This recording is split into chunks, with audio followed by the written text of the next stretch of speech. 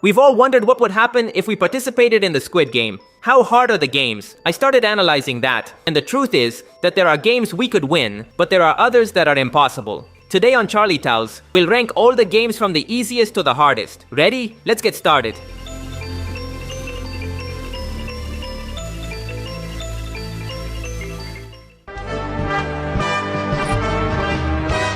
Let's begin with the super easy games. Here, I include the doll game. This is one of the most popular games in the series, and it basically consists of moving only when allowed. I include it in this level because it's a simple game to understand and survive. You just have to move carefully and without rushing. In the series, this game causes many deaths, but only because the players enter the game without any information. The doll surprises them because no one thinks it's a life or death game.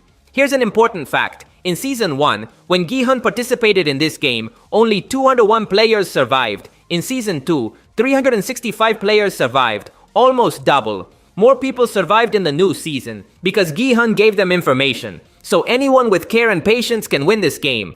In this group of super easy games, I want to include the marbles game. This game is sad, because it was created for friends to kill each other. However, in terms of difficulty, it gives us some advantages. The organization only orders you to play with the marbles, but they let you choose any game you want, so you can pick one that you're good at. This game is quite fair for everyone. Even if you face a very skilled opponent, you can change the game in the middle of the competition. Player 101 did this in the first season. At first, he was losing, but in the end he asked to change the game, and thanks to that, he won. As you can see, this game is decent by the series standards. It's a game you could participate in and have a chance of winning. Now let's increase the difficulty level. We move on to games that are easy, but not as much as the previous ones. In this group, I include almost all the games from the pentathlon. In this circuit, there were several simple games, but they became very complicated because of the time limit of the test. For example, Dakji is a fairly easy game. Even if you don't know how to play it, you can understand it instantly. Even if you're terrible, you'll likely pass it in a couple of tries. The stone throwing game is also in this group. This game is extremely simple. It can become difficult if you don't have good aim, but remember that at the start of the circuit, players are allowed to choose which game they'll face. So, in your team, there's likely someone with good aim. This is not an unusual skill. The spinning top game is a bit special, since not everyone knows how to spin a top. However, it's not a super rare skill either. Surely in your group, there'll be someone who can do it. The game is easy, but it becomes very difficult because of the time. If you fail the top game 2 or 3 times, you've already lost, even if you did well in the other games. The Gi game is also quite simple. This game involves kicking an object in the air 5 times. It's pretty straightforward, but like the other games, it gets very complex if your team didn't leave you enough time.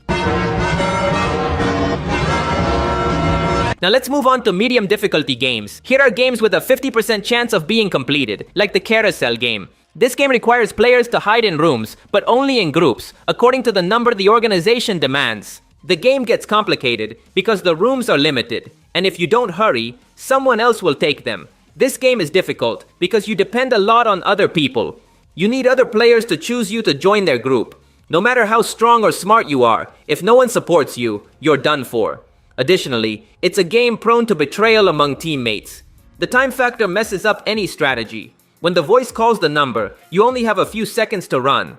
Everything becomes instinctive, so there's no way to make a fair plan with your friends.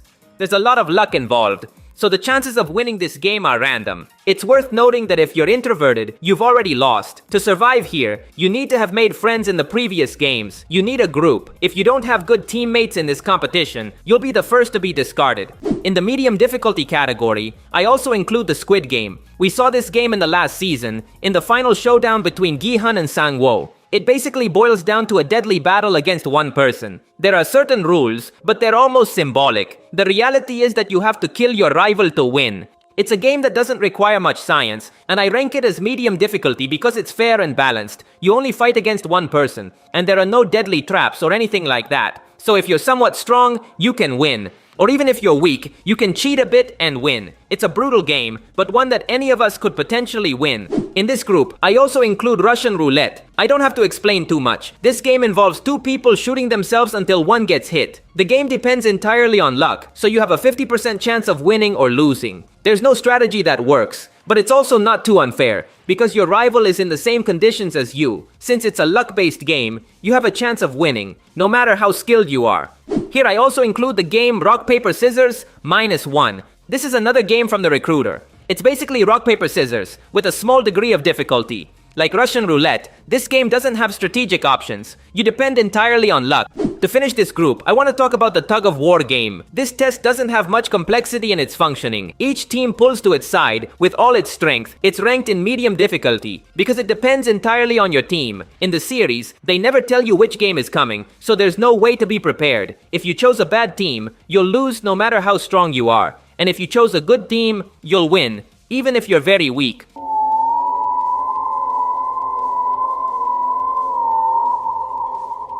Now let's move on to the difficult games. Here, I'll include the cookie game, or dalgona, as it's officially called. In this game, you must break a cookie precisely using a needle. The game relies too much on luck, since they never tell you what it's about until after you've already chosen a shape. And if you pick the wrong one, you're doomed. The cookies are extremely delicate and break very easily. A tiny mistake, and you're dead.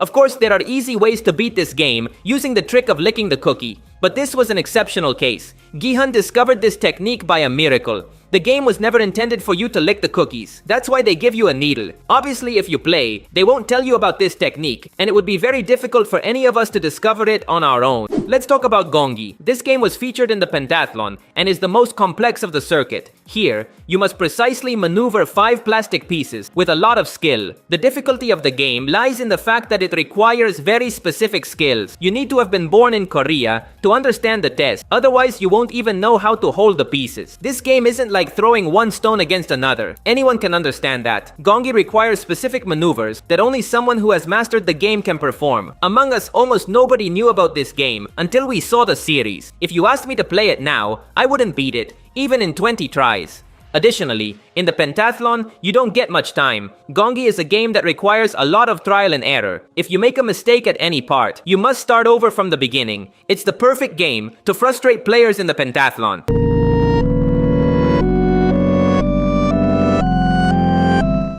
Now we move on to the impossible difficulty. Here, I found only one game worthy of this level, the glass floor game. In this, the players must jump from glass to glass, avoiding the platforms that break. There's no way to identify which glass is safe and which isn't, so no strategy works. And even if you could identify the safe glass, the organization would ruin it for you. This already happened in Season 1, when a man could differentiate the glass because he had worked in a glass factory. The organization turned off the lights and ruined his strategy. But the biggest difficulty lies in the fact that you're completely dependent on the order in which you play. They never tell you what the game is about until you're already in it. So, if you're among the first to go, you're doomed. Consider yourself dead. If you're last, you'll be much better off. But even then, time is limited, so you depend on other people. This game is incredibly unfair, so it easily takes the spot as the impossible game. If you survive, it will be a miracle. That's all for today. If you liked the video, you'd really help me out by leaving a like. That would be legendary. Also, remember to subscribe to see more videos like this. Thanks for listening. My name is Charlie, and I'll see you in the future.